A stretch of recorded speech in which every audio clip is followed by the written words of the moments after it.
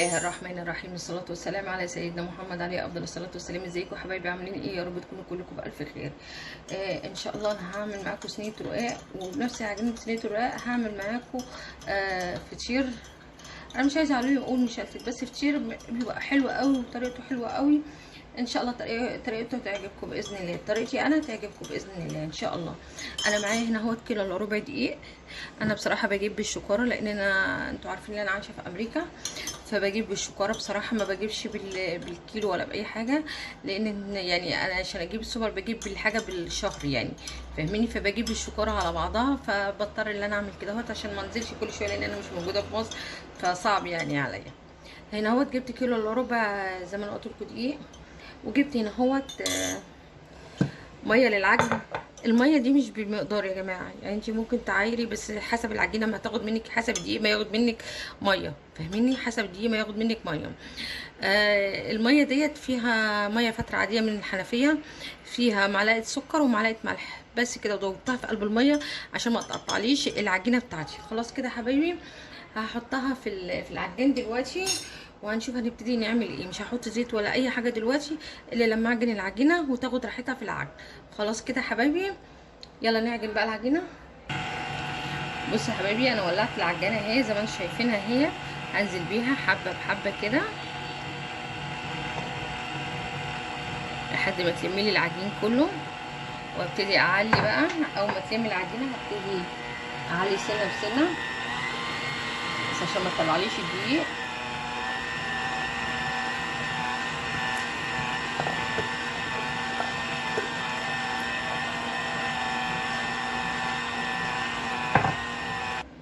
بصي يا حبايبي، العجينه اتعجنت اهيت.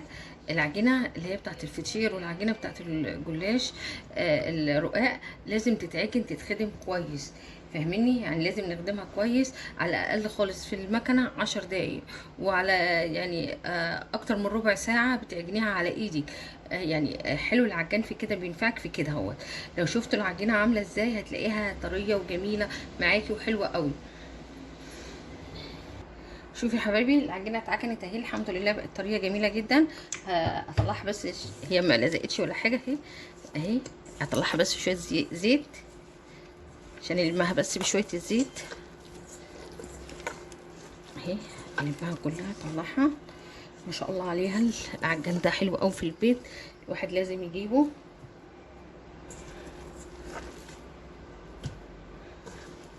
اهو.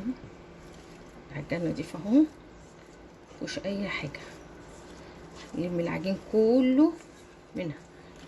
خلاص كده حبايبي، هشيل العجان وارجع لكم تاني. بصوا يا حبايبي، العجينه اهي اتعجنت اهي، ما شاء الله عليها حلوه قوي، طريه وجميله خالص. انا هاخد بقى ايه، هاخد الكور بتاعه المشلتت اهي، هشيلها لوحدها، فاهميني؟ على فكره انا هعمل لكم فيديوهين، لان كده اهوت الفيديو هيبقى طويل جدا. فانا ايه، هعمل المشلتت لوحده، والرقاق مع المشلتت مع الرقاق الفطير، وهعمل صينيه الرقاق لوحدها، فيديو لوحده تاني. خليكم بس متابعيني على الفيديوهين، ان شاء الله يعجبكم باذن الله، لان كده الفيديو هيطول. بصوا يا حبايبي، انا قطعت كام كوره اهوت اهو، حطيت في صينيه في السرفيز زيت، ضروري زيت للمشلتت، وهسيبها ترتاح مش اقل من يعني نص ساعه، يعني مش اقل من نص ساعه ترتاح.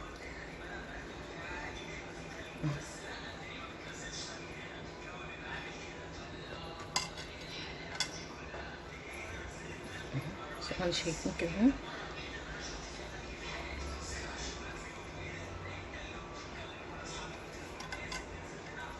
انا مش عايزه كتير في صينيه الرقاق اهو يا حبايبي، بس شويه زيت عليها عشان ما تلزقش في ايدي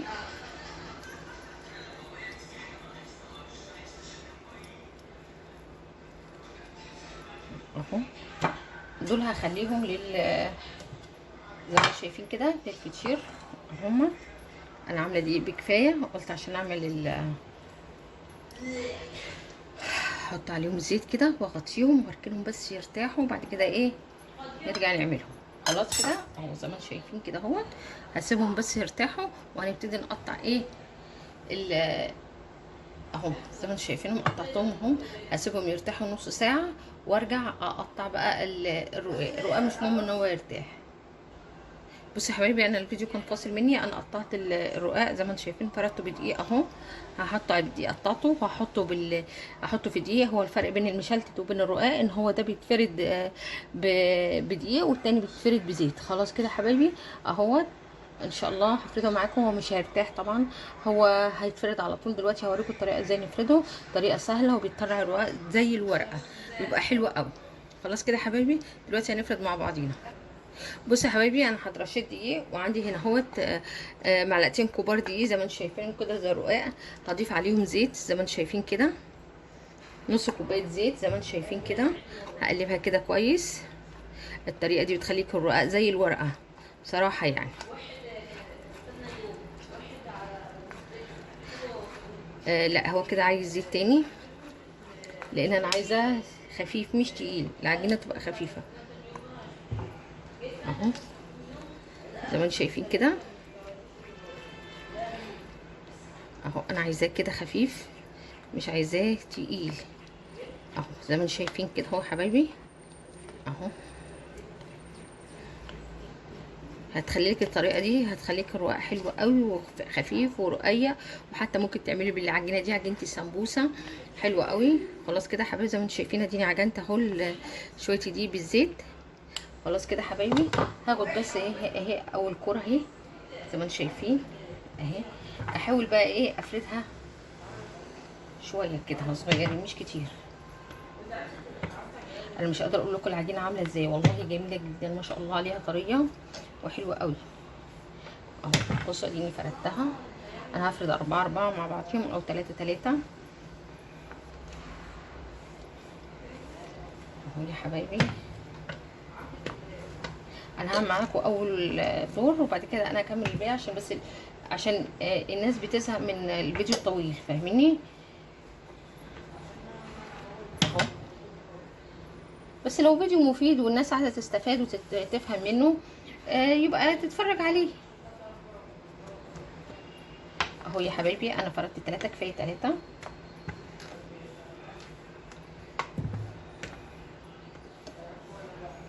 احاول اخليهم كلهم قد بعضيهم.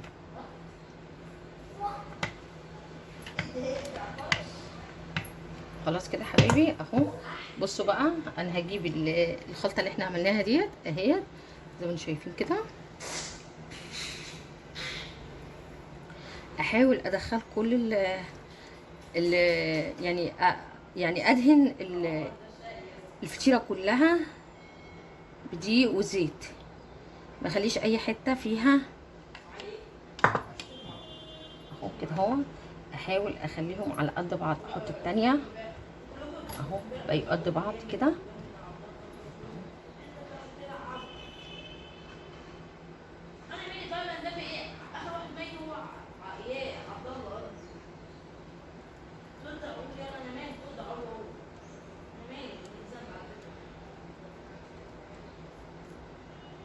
طريقه حلوه قوي لازم تجربوها، هتعجبكم خالص الطريقه دي. ومش هتشتروا رقاق من بره تاني، هتبطلي بصراحه تشتري رقاق من بره. الحاجه رخيصه يعني، دي مش غاليه قوي ممكن اهو يا حبايبي. هحط التانية في الوش كده اهو. خلاص كده احنا عملنا 3. عايزه تعملي اكتر من كده براحتك. احاول اقلبها وارش دقيق من تحت. احاول اخليهم كلهم قد بعضيهم، ما اخليش حاجه تطلع من بره. خلاص كده يا حبايبي. بصوا هنفردها بالراحه مش هنحمل عليها.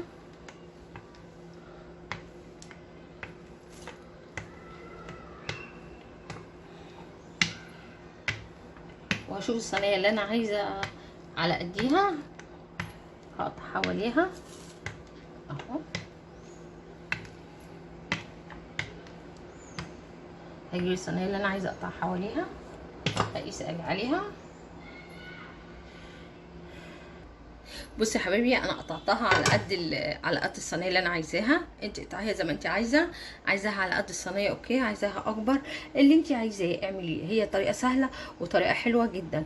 انا هحطها في التيفال دلوقتي، هشيلها كده اهوت واحطها في التيفال اهوت زي ما انتم شايفين كده اهوت اهو. حطيتها في التيفال اهو. هحطها على النار وهتشوفوا هي عامله ازاي. خلاص كده هنروح على النار كده نشوفها عامله ازاي. بصوا يا حبايبي، احنا حطيناها على النار اهيت زي ما انتم شايفينها اهي. هفضل اشيل دقيقه كده بالزيت، هرش شويه زيت صغيرين كده اهو زي ما انتم شايفين كده، عشان بس ما يبقاش فيها دقيق.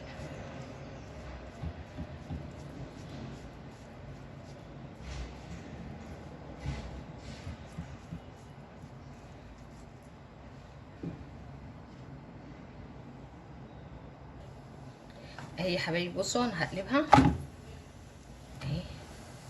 انا مش عايزاها تتحمر ولا اي حاجه، انا مش عايزاها تتحمر، بس انا عايزاها تستوي. العجينه عايزاها تستوي.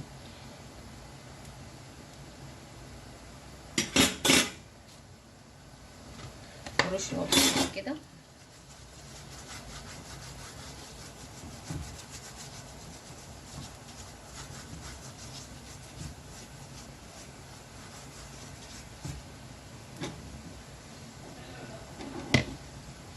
بصوا يا حبايبي، النفخه دي بتفصلهم عن بعضيهم اهي.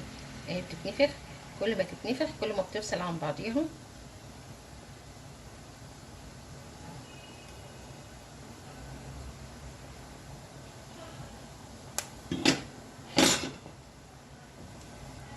شايفين يا حبايبي بقت عامله ازاي اهي. بصوا لو متابع اهي، بس هي سخنه مولعه نار. تبرد شويه وايه ونوريها لكم اهو. يا حبايبي انا عملت دور تاني اهو قلبتها. بس تبرد بس ونفكها عن بعضها. شايفين اهي بتتفك، مفيش اي مشكله. الخلطه بالعجين والزيت دي بتفكها. خلاص كده بس نحطها في الطبق ونغطيها، ما نسيبهاش عشان ما تنشفش. خلاص كده يا حبايبي. بصوا يا حبايبي، الرقاق خلص اهو زي ما انتم شايفينه اهو. شايفين شكله؟ والله يتاكل كده اهوت من غير لحمه ولا غير اي حاجه. بصوا اهو فصل كده لوحده. شايفين كله فصل اهو. بصوا ما شاء الله، انا عامله كل 3 مع بعضيهم اهو زي ما انتم شايفين يا حبايبي اهو. كله والله فصل لوحده. شايفين؟ اهم حاجه انك تغطوها. شايفين اهو كله فاصل اهو. بصوا والله ممتاز لو اتاكل عيش كده اهو زي ما انتم شايفين. في ناس بره عايشه بره مش بيعرفوا يعملوا الرقاق ده خالص. انا جايبه لكم طريقه سهله جدا خالص، ان شاء الله تعجبكم باذن الله. انا هبتدي اعمل فطير مشلتت هعمل معاكم واحده بس، وانا هكمل الباقي. خلاص كده اهو. بس اهم حاجه انك تغطيه عشان ما ينشفش منك. خلاص. بصوا والله العظيم اقل من نص كيلو دقيق. يعني انا عامله كيلو الا ربع دقيق بالفطير. انا خدت اقل من نصها كمان زي ما انتم شايفين كله، ولا واحده مقطوعه ما شاء الله عليها. خلاص كده. انا تابعوني بس في فيديو صينيه الرقاق عشان هعمل لكم صينيه الرقاق بطريقه حلوه خالص. خلاص. اهم حاجه انك تغطوها يا حبايبي. خلاص كده هبتدي امسح بس الرخامه ونبتدي نشتغل في الفطير.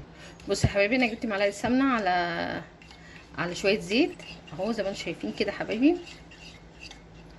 العجينه طبعا سبتها ارتاحت زي ما هي، يعني زي ما احنا قلنا اهو. هجيب قطعه هي ارتاحت بما فيه الكفايه اهي. خلاص كده اهو زي ما انتم شايفينها. هلمها كده بايدي عشان تتفرد معايا اهو يا حبايبي. هحط على الرخامه زيت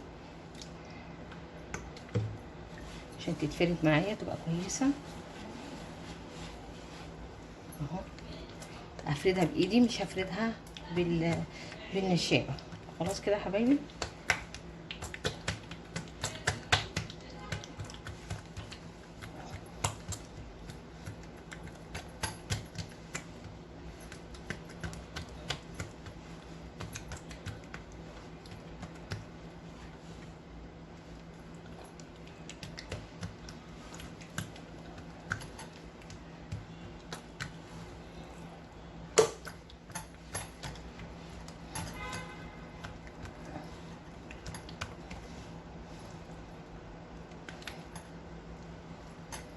هحاول افردها انا وارجع لكم تاني اهي يا حبايبي. انا بفرد فيها اهي زي ما انتم شايفين اهي. اهي بتتفرد معانا اهي اهي يا حبايبي زي ما انتم شايفين. لازم اهويها حتى لو اتقطعت منك مفيش اي مشكله. اهي لازم تهويها كده زي الفطاطر ما بيعملها. اهي اهي لو اتقطعت منك مفيش اي مشكله، بس اهم حاجه انها ايه تبقى خفيفه. اهي زي ما انتم شايفينها كده، بطلع من جوه لبره اهو. احط شويه سمنه، لو اتقطعت بردك منك مفيش اي مشكله، احنا بنلمها كلها اهو.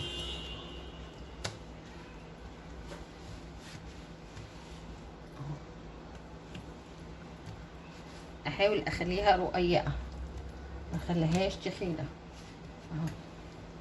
لو اتقطعت منك مفيش اي مشكله يا جماعه.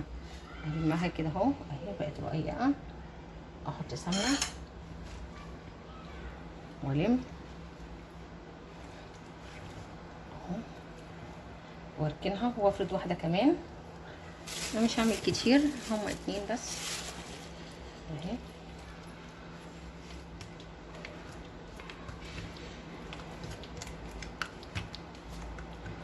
افردها بس هنا بالزيت الاول. هي مشكله الفطير المشلتت بتاخد سمنه كتير وبتاخد زيت زيت كتير اهو يا حبايبي. ما بتفرديهاش بالنشابه، بتفرديها بايديكي حلو قوي، بيبقى طعمها كمان حلو قوي. اهم حاجه في الموضوع انها تتعجن كويس، وهي مش بمقادير ولا باي حاجه. تتعجن كويس وترتاح بس كده، ويكون نوع العجين دي كويس، مفيش اكتر من كده بنعمل اهو. زي ما انتم شايفين كده نهوي كده يا حبايبي اهو اهو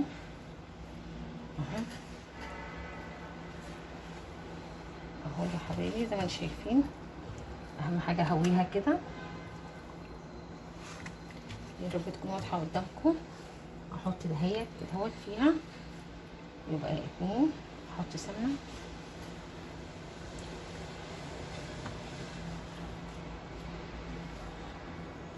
اهو والمها اهو، واسيبها ترتاح تاني. ها اسيبها ترتاح تاني. خلاص كده يا حبايبي.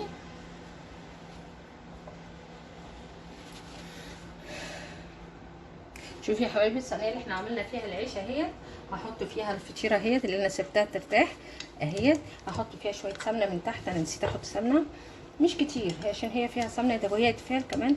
بصوا يا حبايبي انا هفردها كده اهوت وايه، ونروح على البوتاجاز. بصوا هي بتتفرد بكل سهوله، انا بحبها بصراحه على البوتاجاز من فوق، مش بحبها جوه الفرن. جوه الفرن بتنشف ومش بتبقى طريه. خلاص كده حبايبي اهي زي ما انتم شايفينها. انا بعد ما لميتها كلها اتنين على بعض، انا ما حطيتش لا 5 ولا 6، انا حطيت اتنين جوه بعضيهم، عجينتين جوه بعضيهم، بس فردتهم لما ايه بقوا رقيقين. خلاص كده هحطها على النار ونشوف هنعمل فيها ايه دلوقتي على البوتاجاز. خلاص زي ما انتم شايفين يا حبايبي كده اهي، اهي بتتفرد معاكي بكل سهوله، ما تسيبيها ترتاح. ضروري انها بعد ما تفرديها تريحيها تاني اهي. هروح على البوتاجاز دلوقتي ان هو شفت تستوي ازاي. بصوا يا حبايبي اهي، انا هقلبها معاكم اهي اهي ابتدت تنفخ اهي. شايفين وشايفين مورقه ازاي؟ هشوفوا دلوقتي شكلها هيبقى ازاي. بصوا يا حبايبي انا قلبتها الناحيه التانية اهي زي ما انتم شايفينها اهي. هنفضل نقلب فيها لحد ما وشها يحمر. خلاص كده يا حبايبي. بصوا يا حبايبي بقت شكلها حلو ازاي، شايفين زي ما انتم شايفينها شكلها حلو ازاي. هسيب الصينيه تهدى شويه وافرد التانية عليها في الصينيه نفسها، اسيبها تهدى شويه بس عشان ما تستويش على طول التانية، عشان اعرف افردها. فاهميني؟ ان شاء الله الطريقه تعجبكم باذن الله يا حبايبي. حبايبي الرقاق خلص اهو زي ما انا قلت لكم اهو، مفرد كله اهو، كله سايب من بعضه اهو زي ما انتم شايفينه، كله مفرد مفيش حاجه لازقه في بعضها. بصوا شايفين ما شاء الله والله عامل زي العيش. الناس المغتربه اللي ما بتعرفش تعمل حاجه يعني انا من رايي ان طريقه سهله جدا، دي في كل العالم موجود، مفيش اي مشكله. زي ما انتم شايفين يا حبايبي اهو، هو مفصول لوحده اصلا اهو زي ما انتم شايفين اهو اهو. الفطير اهو يا حبايبي زي ما انتم شايفينه اهو، لسه عاملاه. لو عايزاه مقرمش سيبيه بره، ما تغطيهوش. لو عايزاه مقرمش لو عايزاه بقى طري غطيه بقى بفوطه نضيفه كده زي ما انا مغطيه الحاجه. وانتظروني بقى في فيديو الرقاق. انا هعمل الرقاق تاني في فيديو تاني بس عشان الفيديو ما يطولش بيكم. بصوا يا حبايبي اهو، اهو مورق وجميل وحلو بس سخن مش قادره امسكه. خلاص يا حبايبي، ان شاء الله لو عجبكم الفيديو ما تنسونيش في اللايك والشير والكومنت الحلوه بتاعكم، وتقولوا لي ايه رايكم في الرقاق وايه رايكم في المشلتت اللي انا عاملاه. خلاص يا حبايبي، انا مغتربه ومغتريه اللي انا اعمل الحاجات ديت. فان شاء الله الطريقه تعجبكم باذن الله يا حبايبي. وما تنسوش في اللايك والشير والكومنت الحلو بتاعكم تقولوا لي رايكم ايه. ان شاء الله نتقابل في فيديو جديد باذن الله يا حبايبي.